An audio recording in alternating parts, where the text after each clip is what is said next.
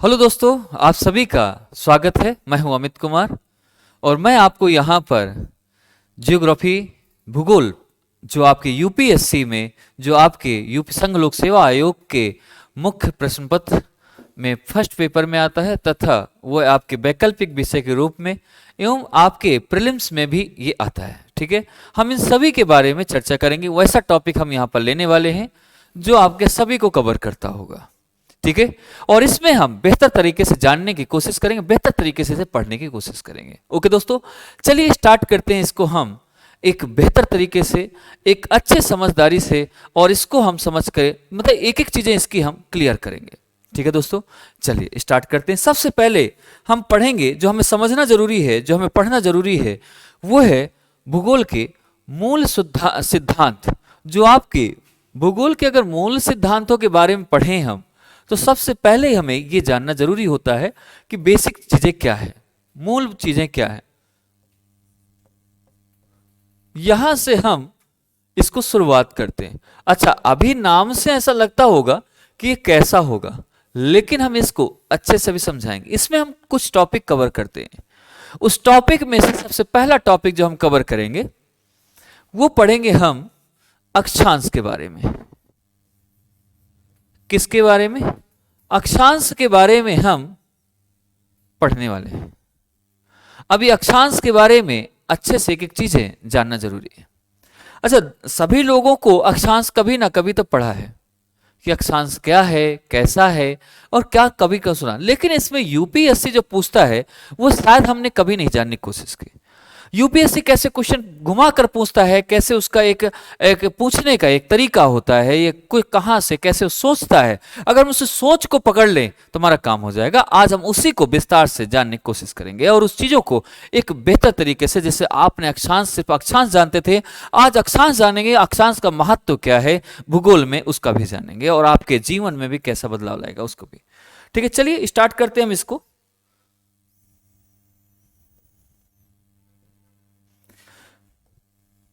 मेरे दोस्त, इसमें ध्यान से देखेंगे आप, ये है पृथ्वी। ये क्या है? पृथ्वी है। और इस पृथ्वी में कुछ ऐसी लाइन दिखाई देती है, कुछ ऐसी रेखाएं दिखाई देती हैं जो हम कभी भी इसको किताबों में देखते हैं, कभी भी रास्ते में चलते हुए नहीं दिखाई देती। ऐसा नहीं दिखते। रीजन क्यों नहीं दिखाई देता? इसके जो भूगोलवेत्ता थे, जो आपके जियोग्राफर थे, उन्होंने इसे कल्पना की थी इसकी कि अक्षांश कुछ होती हैं। अक्षांश क्या है? अक्षांश के बारे में तो एक सबसे पहली बात यह है, अक्षांश क्या है? अक्षांश को अगर देखें हम, तो अक्षांश एक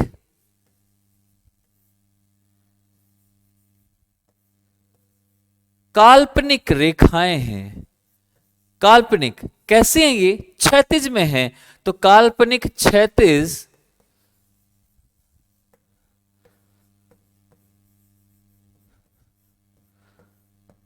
रेखाएं हैं। पहला पॉइंट तो यही निकल के आता है, काल्पनिक क्षैतिज रेखाएं।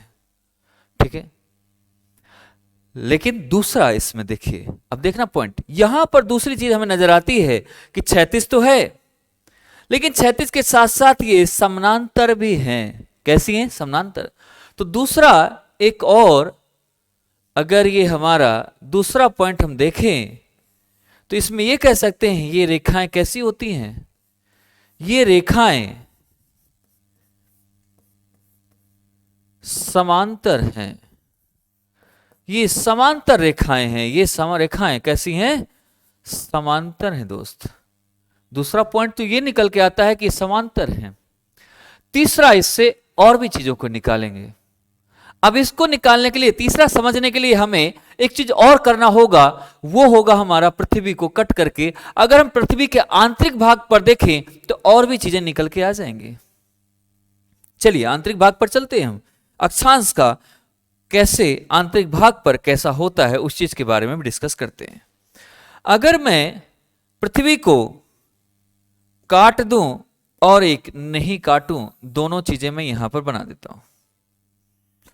अगर हम इसको, एक तो हमारी पृथ्वी ये है जिसमें अक्षांश कुछ इस तरीके से बने हुए हैं। दूसरा जो है वो ये है, हमने पृथ्वी को क्या किया, काट दिया। हमने पृथ्वी को काट दिया, बीच से कट कर दिया। और इसमें हम देखेंगे कि इसमें ये भूमध्य रेखा वैसी ही जैसे ये भूमध्य रेखा है 0 डिग्री पर, ये क्या है, भूमध्य रेखा है, यानी विषुवत रेखा है, भूमध्य रेखा। यहां पर भी इसको हम भूमध्य रेखा बोल सकते हैं, भूमध्य रेखा। अब अगर हम इसको देखें तो पृथ्वी के ये है इसका, पृथ्वी का ये है बाहरी परत, ये आपका ये कह सकते हैं बाहरी परत, या आप कहें भूपृष्ठ। ये क्या है, भूपृष्ठ है। और ये है आपका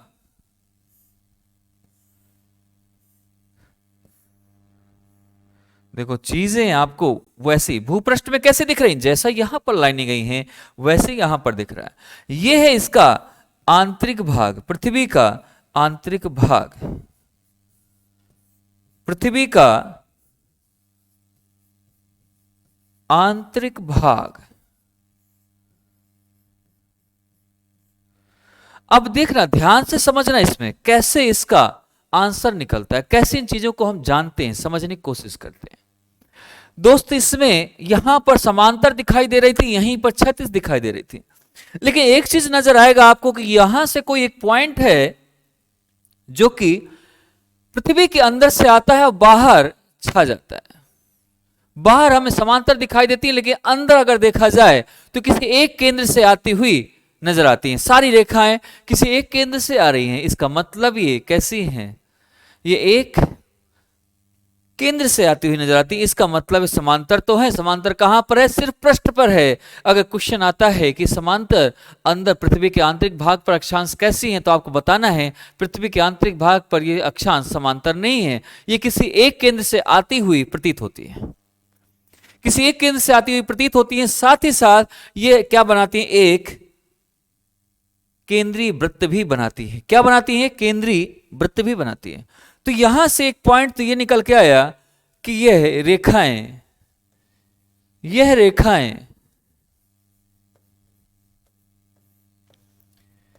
केंद्रीय वृत्त बनाती हैं। क्या बनाती हैं, केंद्रीय वृत्त बनाती है। पहला पॉइंट ये निकल के आता है यहां से, पहला तो वो भी है, दूसरा तीसरा पॉइंट ये निकल के आता है, यह केंद्रीय वृत्त बनाती है। दूसरा यहां से अगर वास्तव में इसकी पर, अब देखो यहां से, अब अगर देखें अक्षांश को तो यहां से आप देखेंगे कि यहां से कोण बना रही कुछ ना कुछ। ये मान लो आपका ये 30 डिग्री के आसपास होगा, ये आपका 40 कुछ, ये वैसे देखा जाए तो ये लगभग हम माना जाता है 23.5 डिग्री। ये क्या है, 23.5 डिग्री। तो हम 30 ना मान के हम उसी को 23.5 डिग्री यहां पर लिख दें। 23.5 डिग्री, यहां पर 66.5 डिग्री, और ये पूरा 90 डिग्री। सेम यहां पर भी वही है। ये जो आपकी कोणीय दूरी है, इसी को भूमध्य रेखा से किसी स्थान की कोणीय दूरी ही, यही तो अक्षांश है। अक्षांश की वास्तविक परिभाषा ये है, अब आई है निकलकर। अक्षांश की वास्तविक परिभाषा देखी जाए, वास्तविक परिभाषा बोली जाए तो आप यहां पर लिख सकते हो कि सर वास्तविक परिभाषा जो है वो ये है कि भूमध्य रेखा से क्या है, भूमध्य रेखा से किसी स्थान की कोणीय दूरी को क्या बोलते हैं, अक्षांश बोलते हैं। क्या बोलते हैं, अक्षांश कहते हैं। यानी कह सकते हैं किसी स्थान की भूमध्य रेखा से कोणीय दूरी को अक्षांश कहते हैं, या आप कहें भूमध्य रेखा की किसी स्थान की, भूमध्य रेखा से किसी स्थान की कोणीय दूरी को अक्षांश कहते हैं। आप हर तरीके से इसका आंसर जान सकते हैं। ये तो हुआ अक्षांश की बात, समझ आ गई होगी अच्छे से। चलिए, अभी अक्षांश पूरा खत्म नहीं होता, एक अक्षांश की अभी हम और चर्चा करेंगे। देखिए एक अक्षांश का कमाल अभी कितना ये हमारे लिए लाभदायक है और कितना जरूरी है। हमने इसके बारे में अक्सर देखते हैं। ये हमारी पृथ्वी है। पृथ्वी पर आपको बहुत सारी चीजें नजर आने वाली हैं। ये है आपका और ये देखते जाइए दोस्त, मजा ऐसा आएगा कि जियोग्राफी भूगोल है जो आपको खेल खेल में याद हो जाएगा, खेल खेल में समझ आ जाएगा, क्योंकि प्रैक्टिकल है पूरा। और जो मैं पढ़ा रहा हूं वैसा आपको हर एक चीज एक एक कंसेप्ट पूरा, क्योंकि यूपीएससी कॉन्सेप्ट पे ध्यान देता है, फैक्ट्स पे नहीं। अब मैं यहाँ फैक्ट्स और कॉन्सेप्ट दोनों को क्लियर करूंगा, जिससे आपके जितने भी सिविल सर्विसेज के एग्जाम हैं वो क्वालिफाई कर सके। ठीक है दोस्त, ये है हमारा 0 डिग्री पर भूमध्य रेखा। भूमध्य रेखा इसे 23.5 डिग्री पर देखें तो इसे बोलते हैं कर्क रेखा।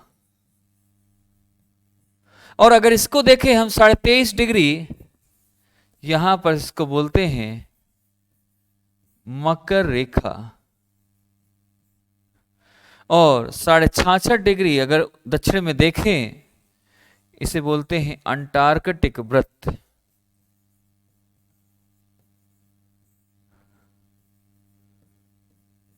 और 90 जो अच्छा अंश है इसको बोलते हैं दक्षिणी ध्रुव।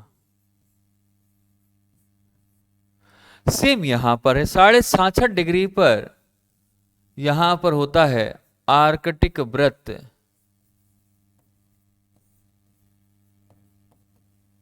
आर्कटिक वृत्त। और जो ये है इसे कहते हैं हम उत्तरी ध्रुव। उत्तरी ध्रुव ये 90 डिग्री पर है। ठीक है, तो इस चीज को हम उत्तरी ध्रुव बोलते हैं। अगर हम इसको और भी, अब देखना यहां से कमाल इसका देखो आप,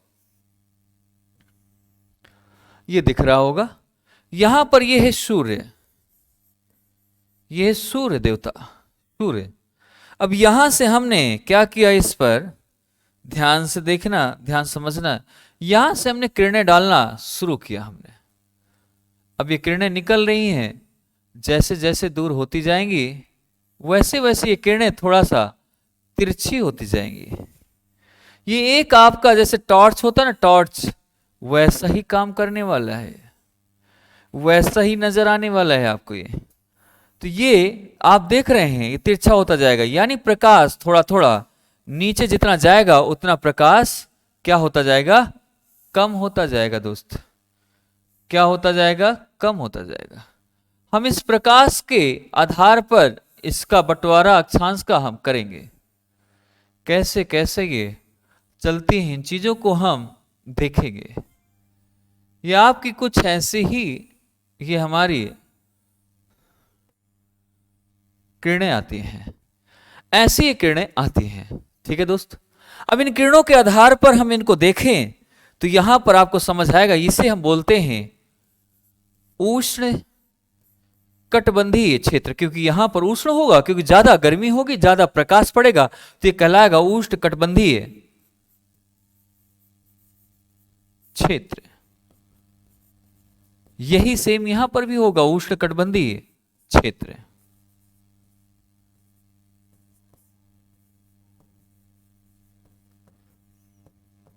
ये होगा समतापीय क्षेत्र, या समशीतोष्ण भी कहीं कहीं लिखा आता है, कहीं कहीं समशीतोष्ण भी लिख के आता है, चाहे समतापी कहो समशीतोष्ण क्षेत्र कहो, चीज एक ही आएगा। सेम यहीं पर भी होगा। और ये है आपका शीतोष्ण, जो एकदम ठंडा है। अब ध्यान से समझना दोस्त, इसको समझना इतना जरूरी है, इसको अच्छे से। अब देखना यहां पर क्या है कि यहां पर सबसे ज्यादा किरणें किधर आ रही हैं, सबसे सीधा किरणें किस पर पड़ रही हैं, सबसे सीधी किरणें पड़ रही हैं तो इस वाले क्षेत्र पर पड़ रही हैं। यानी भूमध्य रेखा, सबसे पहले रेखा को देखा जाए तो वो है भूमध्य रेखा। सबसे सीधी किरणें कहां पर है? भूमध्य रेखा पर। भूमध्य रेखा पर जब सबसे सीधी किरणें पड़ेंगे तो यहां पर क्या होगा, यहां पर इसका पृष्ठ कैसा होगा, इसका पृष्ठ गर्म हो जाएगा दोस्त। और जैसे गर्म होगा तो यहां की जो हवाएं हैं, ये पृष्ठ कैसा होगा, ये पृष्ठ गर्म हो जाएगा। अगर ये गर्म हुआ तो ये पृष्ठ गर्म होने के साथ साथ जैसे गर्म हुआ वायु कहां जाने लगेगी, वायु ऊपर उठना शुरू कर देगी। वायु ऊपर उठेगी और वायु ऊपर उठ के बाद ऊपर क्या करेगी, ये ऊपर जब उठेगी तो नीचे जब गर्म होगा, जब वायु ऊपर उठेगी तो यहां निम्न दाब भी क्रिएट होगा। निम्न दाब बनेगा, क्या बनेगा, निम्न दाब बनना शुरू हो जाएगा, निम्न दाब बन जाएगा। और जब निम्न दाब बन जाएगा तो ये कहां आपको ऊपर उठाएगा, निम्न दाब बनेगा और कोरियोलिस फोर्स लगेगा इसमें, और ये हवाएं ऊपर उठेंगी, ऊपर बादल बनाएंगी। ऊपर बादल बनाने के बाद ये क्या करेगा, वहां से बारिश लेके आ जाएगी। यहां से ये क्या करेगा, साथ ही वाष्प, जैसे हम बोलते हैं ना जल वाष्प के साथ, मानी वायु के साथ साथ थोड़ा सा आर्द्र वायु जाएगी, यानी थोड़ा नमी भी साथ लेकर जाएगा ऊपर। ऊपर बादल बनाएगा, जो निम्न बादल होगा, जो 2000 मीटर तक ऊंचाई में होता है, फिर वहां से ये गिरेगा और बारिश होगी। फिर ये डेली का काम है, दोपहर के 2 बजे से लेके शाम के 5 बजे तक बारिश का टाइम रहता है। इससे बहुत बार क्वेश्चन बनता है कि दिन में एकदम खुला आसमान, 2 बजे के बाद बादल और अचानक से बारिश हो जाना, ये कहाँ का है? तो आपको तुरंत बताना है ये भूमध्य रेखी जलवायु की बात हो रही है, भूमध्य रेखी की बात हो रही है। और ये 0 से लेके 10 डिग्री तक माना जाता है, इधर और इधर, उत्तर की तरफ और दक्षिण की तरफ। तो यहां पर होगी बारिश और ये डेली। तो यहां का जो आपका क्या होगा, जलवायु होगी, वो कैसी होगी, आर्द्र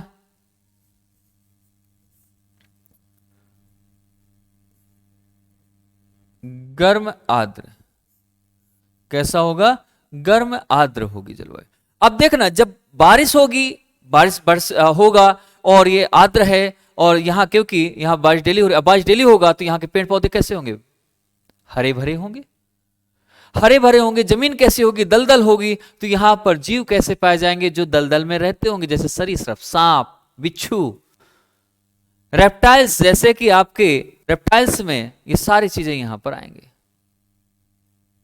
जितने भी रेप्टाइल्स में मगरमच्छ, इस तरीके के सारी चीजें आएंगे, छोटे छोटे कीड़े आएंगे। यहाँ पर बीमारियां जरूर होती है, रहने के लिए अच्छा नहीं है। लकड़ियां पानी में अक्सर रहती हैं, तो ये फर्नीचर बनाने के लिए भी अच्छा नहीं है। तो इतनी चीजें हम यहां से देख सकते हैं। इसके बाद ये यहां पर भी अच्छा खासा सूर्य की किरणें यहां भी काफी थोड़ा टिल्टेड है, थोड़ा तिरछी है, लेकिन आती यहां भी है। तो यहां से क्वेश्चन उठ जाता है कि ये बताइए, भूमध्य रेखा ज्यादा तापमान होगा, भूमध्य रेखा ज्यादा गर्म होगा, या फिर उष्णकटिबंधीय क्षेत्र? अब आपको एक चीज बता दें कि भूमध्य रेखा पर डेली बारिश भी होती है और उष्णकटिबंधीय पर बारिश नहीं ज्यादा होती है। तो यहां से अब ये समझ आता है कि जिसमें डेली, अब आपके पास एक ये है जगह, ये है कोई, और इसके नीचे आपने आग जलाई, और एक ये है मेरा हाथ जिस पर आग जला रहे हैं दोनों, लेकिन इसमें बार बार पानी डाल दे रहे हैं, लेकिन इसमें पानी नहीं पड़ रहा, इसमें सिर्फ आग जल ही जा रही है, लेकिन धीमी है तो जरूर, धीमी जरूर है, लेकिन जल तो लगातार रही है। तो ये एक टाइम ऐसा आएगा कि पूरा रेड जल जाएगा हाथ, और इसमें बार बार पानी आएगा तो ये जलने में बहुत देर लग जाएगी। जब भी गर्म होकर जलने के कगार में आएगा वैसे बारिश हो जाएगी। तो ज्यादा गर्म कौन सा होगा, ये वाला पार्ट, यानी ये है उष्णकटिबंधीय क्षेत्र। तो सबसे ज्यादा गर्म कौन सा होगा, उष्णकटिबंधीय क्षेत्र। इसलिए उष्णकटिबंधीय क्षेत्र कैसा होता है, अगर हम उष्णकटिबंधीय क्षेत्र की बात करते हैं तो उष्णकटिबंधीय क्षेत्र दोस्त, ये हमारा, इसे कह सकते हैं हम ऊष्मा, अधिक ऊष्मा वाला क्षेत्र। क्या बोलते हैं इसे, अधिक ऊष्मा वाला क्षेत्र, अधिक ऊष्मा वाला क्षेत्र इसे कहा जाता है। समझ आ गया? इससे अब चलते हम थोड़ा ऊपर। अब यहां पर आप देखते हैं काफी तिरछी हो चुकी है यहां पर, इसका मतलब जैसे जैसे ऊपर जाते जाएंगे तापमान घटता जाएगा।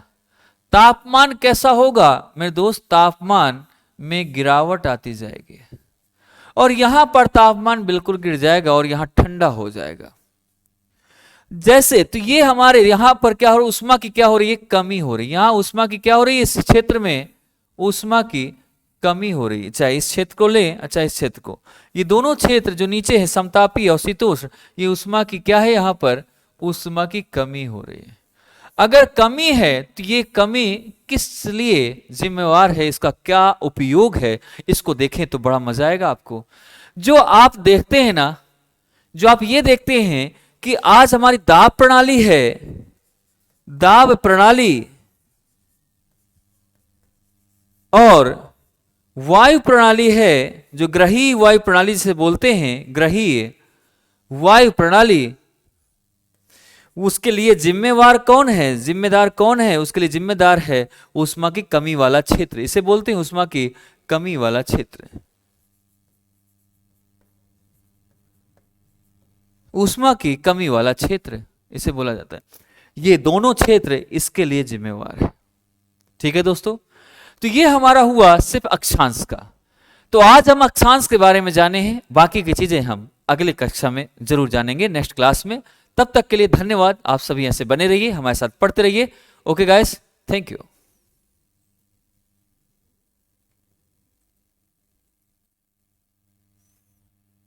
कर दिया ना।